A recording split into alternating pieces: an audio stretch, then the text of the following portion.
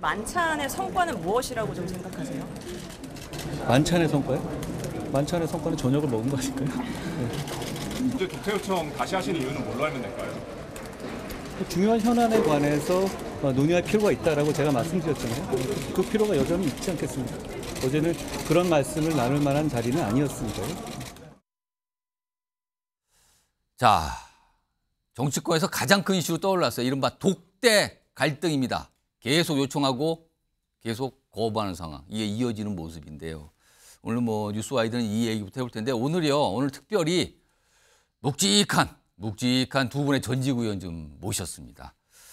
지금 화면에 보이는데 우선 김영우 전 국민의힘 의원 나와 계시고요. 그다음에 건너편에는 홍익표 전 더불어민주당 의원 자리하고 계십니다. 네, 오랜만에 뵙습니다. 예, 안녕하세요. 오늘 묵직한 평론가 논평 기대해 보겠습니다. 자, 방금 뭐 뉴스와이드 시작하자마자 영상을 전해드렸는데 지금까지 흘러온 상황입니다. 그리고요, 오늘도 이 내용이 이어지고 있습니다. 각각의 목소리, 상당히 결이 다른 목소리가 나왔습니다. 들어보시죠. 어제 제가 만찬장에 있었던 친윤계 최고위원하고 아침에 행사를 같이 했어요. 근데 아침에 분위기를 제가 묻지도 않았는데 뭐라고 얘기했냐면 한기가 느껴져서 밥이 어디로 넘어가는지도 모르겠더라 이렇게 얘기했습니다. 당과 용산과의 생각의 괴리가 커지면 국민들이 문제 해결에 대한 기대감이 점점 줄어들고 빨리 두 분이 다시 만나서 얘기하는 게 필요하다 저는 이렇게 생각합니다. 그 당시 분위기는 또 대통령께서는 나름대로 화기애애하게 좀 끌고 가기 위해서 오늘 고기 대접했는데 우리 한 대표 고기 좋아하시잖아. 그래서 제가 준비를 좀 시켰습니다. 그렇게 하면서 이야기도 시작했고 저는 독대 요청을 한 사실을 몰랐으니까 언론 보고 알았으니까 당 지도부에서는 알리지 않았다라고 그러면 대통령실에서 이걸 유출했다면 그 이유가 뭔가요? 이런 내용이 그 보도가 됨으로써 가장 피해를 받는 분은 윤석열 대통령 아닌가요? 똑같은 상황을 설명했는데 완전히 다릅니다. 화기애애했다. 한기가 느껴졌다. 이거는 완전히 다른 상황입니다. 그러나 같은 내용을 가지고 저렇게 다르게 설명이 지금 나오고 있습니다. 지금 윤석열 대통령과 한동훈 대표의 관계를 마치 보여주는 듯도 합니다. 이 두 분의 설명이요. 이런 가운데요. 뒤늦게 좀 알려진 내용이 있네요. 화면으로 소개해드리겠습니다. 지금 이 독대 요청을 한동훈 대표가 좀 두 차례 한 셈이 됐잖아요. 근데 이게 며칠 전에 이런 얘기가 나왔다는데 대통령실이 독대 대신에 그러니까 윤석열 대통령과 한동훈 대표의 1대1 만남, 회동 대신에 추경호 원내대표를 포함한 3자 차담회를 제안했다. 이런 내용이 며칠 전에 보도가 됐어요. 그에 대해서 한동훈 대표가 질문을 받고 한 대답이 이렇습니다. 글쎄요, 그걸 누가 말한 걸까요? 이게 맞다는 건지 맞지 않다는 건지는 묘하지만 대답 자체가 글쎄요, 누가 말한 걸까요? 이렇게 반응이 나왔습니다. 자, 심상치 않아 보이는데요. 김영우 전 국민의힘 의원께 먼저 질문을 좀 드리겠습니다. 일단 보도 내용이 맞다고 전제를 하면 차담회를 제안한 걸 보면은 대통령실에서 나름 뭐 대화를 하려는 어떤 뭐 성의나 의지는 있는 것 같은데 이를 한 대표가 그건 안 되고 1대1 이른바 독대를 계속 주장하고 있는 것 같거든요. 그래서 대통령실에서 나오는 반응 중에 하나가 마치 야당 대표처럼 대통령을 압박한다. 계속 독대 얘기를 하니까요. 한동훈 대표는 왜 이렇게 독대를 계속 반복적으로 요청한다고 보십니까? 지금 상황은요. 우리가 대통령의 입장이나 한동훈 대표 입장에서 생각하기보다는 국민의 입장에서 한번 생각을 국민의 입장 해봐야 돼요. 국민도 뭐 여러 적에 있겠지만은 지금 우리 대한민국이 처한 상황이 정말 어렵잖아요. 경제도 그렇고 뭐 외교도 그렇고 남북 문제도 그렇고 더더군다나 최근에 의료 대란 문제도 그렇고 또 김건희 여사와 관련된 이게 아무리 뭐 야권 야당의 공격 프레임이라고는 하지만 어쨌거나 지난 총선 전서부터 지금까지 김건희 여사와 관련된 많은 의혹 이슈 제기가 있는데 이런 거를 풀기 위해서는 만나야 되는 거죠. 근데 이게 이제 3자 회담이나 아니면 다른 여러 사람과 만나서 솔직한 얘기를 하기에는 너무나 어려운 주제예요, 사실. 왜냐하면 김건희 여사 건만 해도 예. 어떻게 이게 왜냐하면 한동훈 대표는 대통령하고 20년 직이고 또 김건희 여사에 대해서도 잘 알고 있고 예. 이런 사안입니다. 이런 상황에 대해서 이런 사안에 대해서 얘기하려면은 대통령하고 독대가 필요한 거예요. 그거 없이 이게 다른 어떤 당정회의 하듯이 쫙 여러 명이 또는 여러 명이 회식하는 만찬 장소에서 못하는 거죠. 할 수가 없는 거죠. 그런 분위기가 만들어질 수가 없는 거죠. 그래서 어떻게 보면 한동훈 대표가 계속 독대 요청하는 게 참 애처롭고 딱해 보입니다만은 제가 볼 때는 필요하다 생각합니다. 풀어가기 위해서는. 그러면 일단 뭐 국민과 관련된 얘기를 말씀하시면 한동훈 대표는 이런 생각인 것 같다. 그래서 그런 생각으로 지금 독대 얘기를 거듭거듭 일각에서 이거를 비판적으로 보는 쪽에서는요. 독대 고집이라고 표현하고요. 긍정적으로 보는 쪽에서는 독대에 대한 간절한 요청 이렇게 표현을 하더군요. 오늘요. 이것도 다릅니다. 표현이. 바라보는 시각 차이겠는데. 자, 이번에 홍익표 전 민주당 의원께는요. 자, 한동훈 대표 거듭 1대1로 만나자고 요청을 하는데 그거를 윤석열 대통령은 안 들어주고 있는 상황이거든요. 윤석열 대통령은 왜 계속 거절을 하는 걸까요? 우선은 관계에 대해서 예. 서로 시각이 다른 것 같아요. 눈높이가. 윤석열 대통령이 사실 대통령 되셨지만 그전에 어떤 정치 경험이 있는 게 아니라 굉장히 상하관계, 수직관계가 제일 강한 조직에서 계시다가 검찰에 계시다가 바로 대통령이 되셨잖아요. 예. 그러다 보니까 이 정치라는 건 사실은 대통령과 국회의원이라고 해도 이게 상하관계 아니라 수평적 관계입니다. 기본적으로. 예. 협력과 그 같이 논의하는 동지적 관계지 상하관계, 회사나 조직 어떤 공공조직처럼 상하관계가 아니거든요. 예. 예를 들면 뭐 보스와 부하 이런 관계가. 그런 측면에서 여전히 이 여당 당대표를 과거 특히 한동훈 그 당대표 같은 경우는 자기가 그 검찰에 있을 때 수적처럼 부리던 부하 직원이었기 때문에 예. 더 그런 인식을 갖고 있는 것 같아요. 근데 기존에 전직 그 여당 원내대표들하고 여러 가지 대했던 그 윤석열 대통령의 태도가 아주 유명합니다. 여의도에서는. 그러니까 그 기본적으로 여당 지도부를 예. 그 동지적 관계나 수평적 관계를 보지 않는 게 첫 번째. 독대할 이유가 없는 거죠. 그리고 두 번째는 아무래도 지금 현재 그 현안에 대한 이견이 너무 뚜렷한 거죠. 한동훈 당대표를 만나면 어떤 얘기가 있을 게 뻔하고 나가서 그 얘기를 한동훈 대표가 그 옛날 검찰에 있을 때 늘 나가면 이 언론 플레이 제일 잘한 검사 중에 하나지 않습니까? 그래서 그런 것들이 나가면 했던 얘기가 어떻게 릴리스되고 언론에 흘려질지 누구보다 잘 알기 때문에 약간의 신뢰의 문제가 있다라고 본다. 예, 그 그렇습니다. 뜻입니까? 예, 원래 검찰에 있을 때 그게 유명했거든요.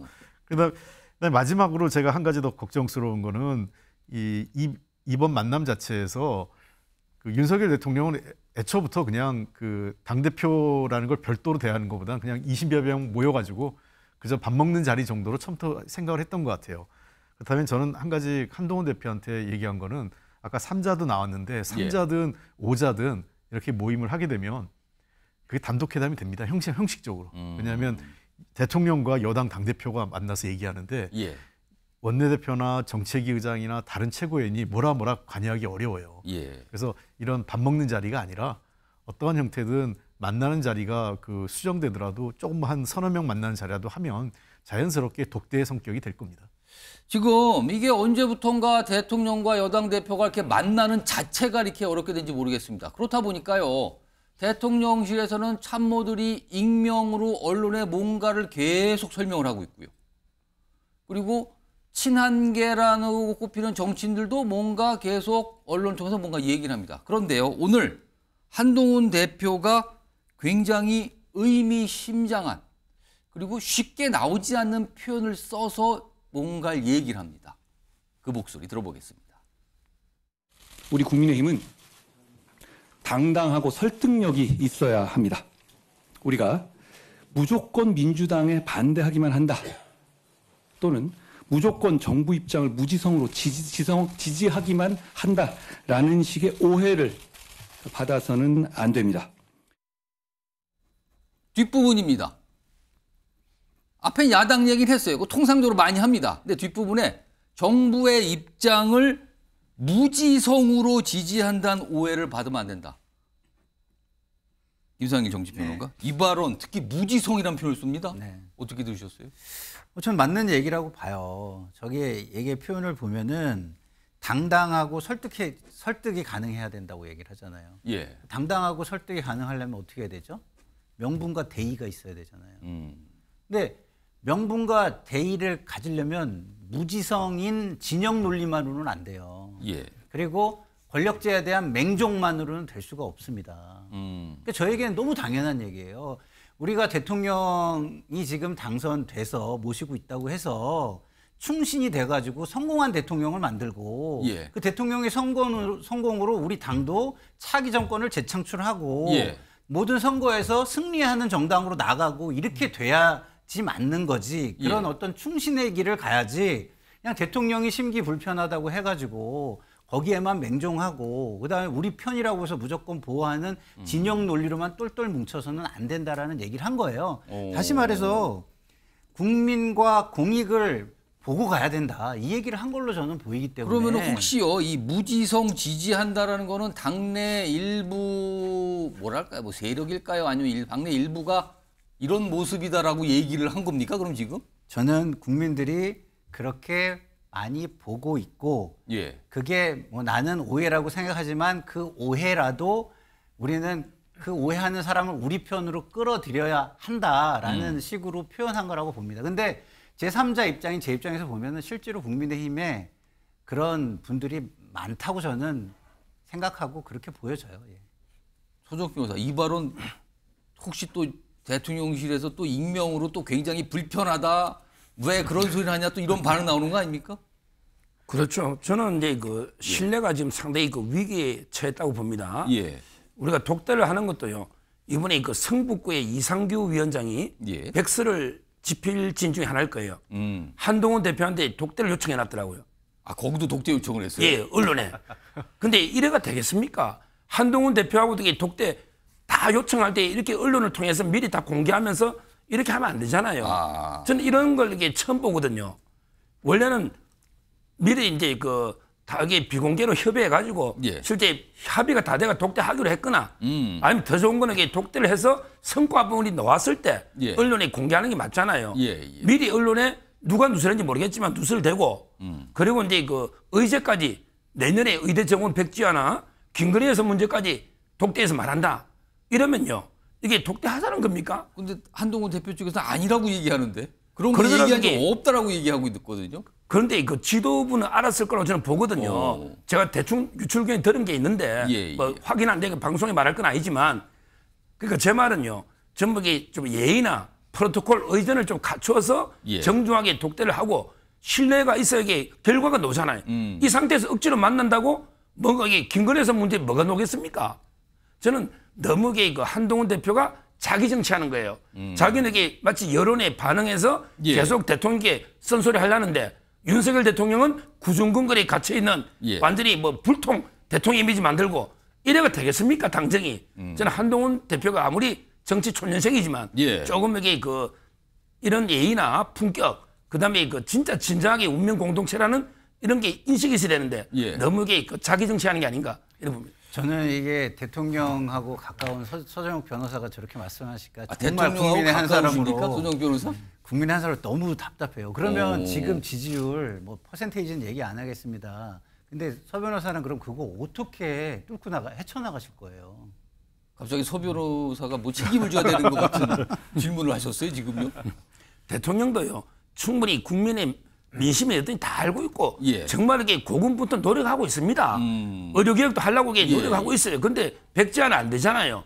김여사 문제도 마찬가지고 너무 이게 대통령을 몰아세워서는 안 된다 봅니다. 근데 이제 대통령께서 여러 가지 현재 위기의식이 있고 열심히 하려고 하는 거 뭐 그거는 당연히 이제 중요하죠. 예. 그런데 이제 지금 대통령과 한동훈 대표는 지금 당장 만나서 어떤 결과물을 만들 수 없다고 하더라도 제가 볼 때도 그렇게 쉽지 않습니다. 그러니까 차후에 조만간 독대도 어렵다고 보시는 하지만 거예요? 쇼라도 해야 되는 거예요. 아. 나라를 위해서 국정 운영의 동력이 지금 굉장히 꺼져가는데 이런 예, 상황에서는 정치는 그렇습니다.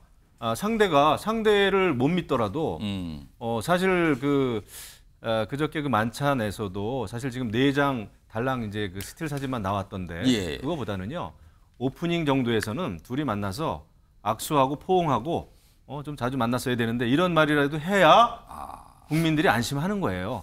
그 다음에 독대가 되든 안 되든 그거는 차후의 문제인데 예. 그런 그 쇼조차 못할 정도여서 저는 이제 우려가 되는 겁니다. 우리가 좋은 의도나 좋은 마음만 가지고는 예. 정치 절대로 안 되거든요. 그래서 그런 쇼라도 해야 되는데 이 검사 출신 두 분이 참 그걸 하려나 모르겠어요. 참 답답합니다. 지금 이제 예, 저도 한마디 말씀드리면 홍익표 의원도 좀 말씀하시죠. 답답한 게 우선 저 자리 자체가 좀 부적절했어요. 왜냐하면 뭐 소고기, 돼지고기 뭐 이런 얘기 나오는데 뭐 술은 안 드셨지만 예.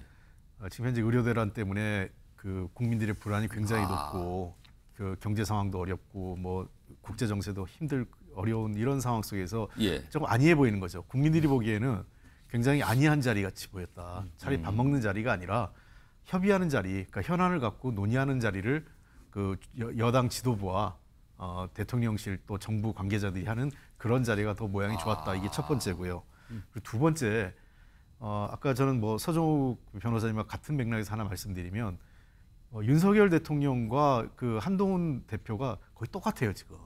같다. 예, 데칼코마니처럼. 왜냐하면 일단 지금 여러 얘기했으니까 윤석열 대통령이 뭐 주변 말 안 듣고 자기 혼자 독선적으로 한다 이런 얘기지만 한동훈 대표 역시 독대를 하든 대통령과 뭐를 하든 간에 혼자 결정하고 혼자 전격적으로 제안하는 게 아니라 최고위원들과 상의하고 예. 주요 당직자들과 협의해서 당의 뜻을 모아서 당의 뜻을 대통령실에 전달하고 한 그런 노력들이 있어야 돼요.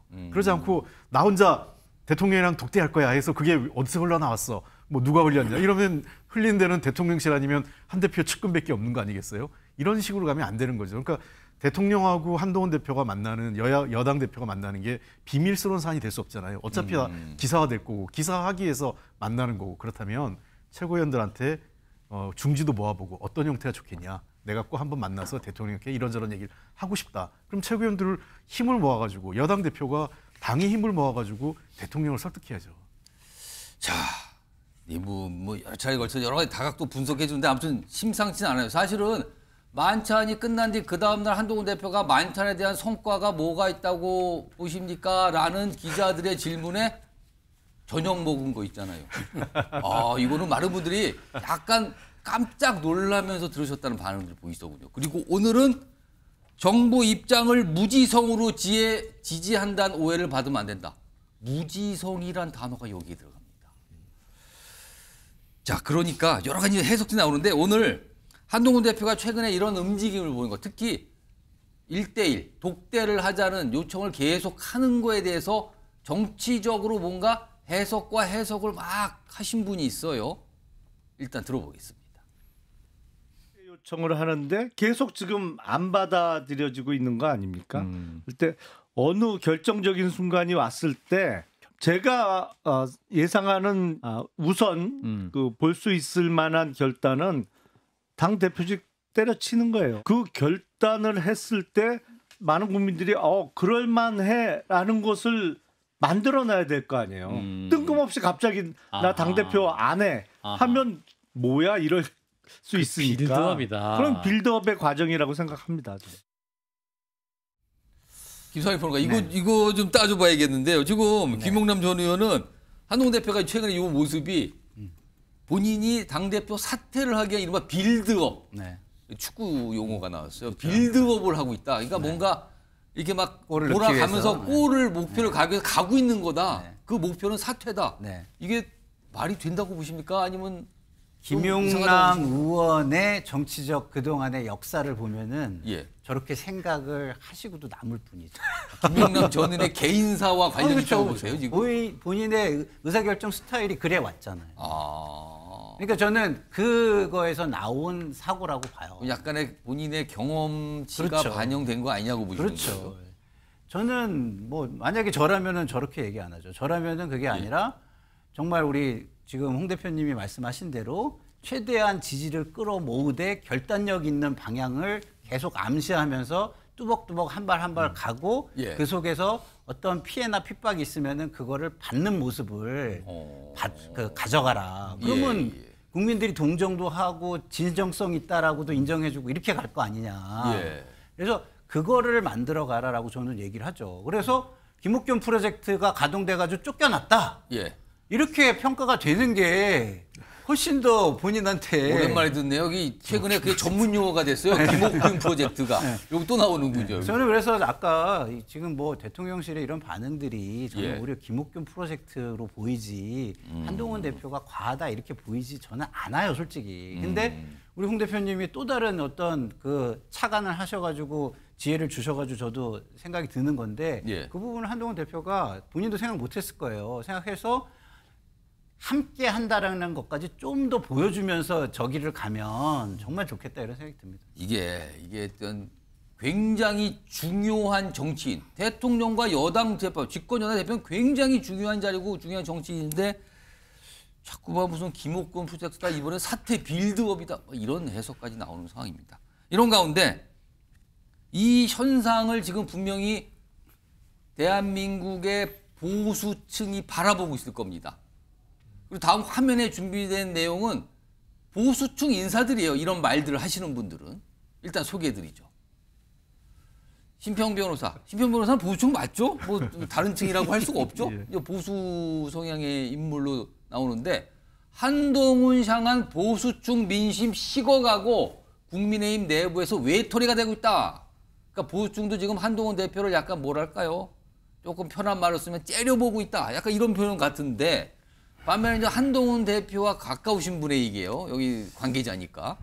한동훈 대표 보수층뿐만 아니라 중도층 공략에도 속도를 내고 있다. 다릅니다, 지금.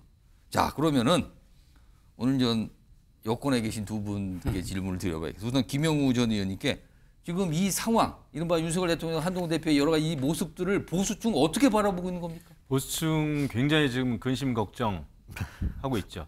그러니까 사실 윤석열 대통령께서 체코 원전 외교 떠날 때 또 들어오셨을 때 귀국했을 때 공항에 이제 한동훈 대표가 2번 배웅 마중 다 나갔는데 그렇습니다.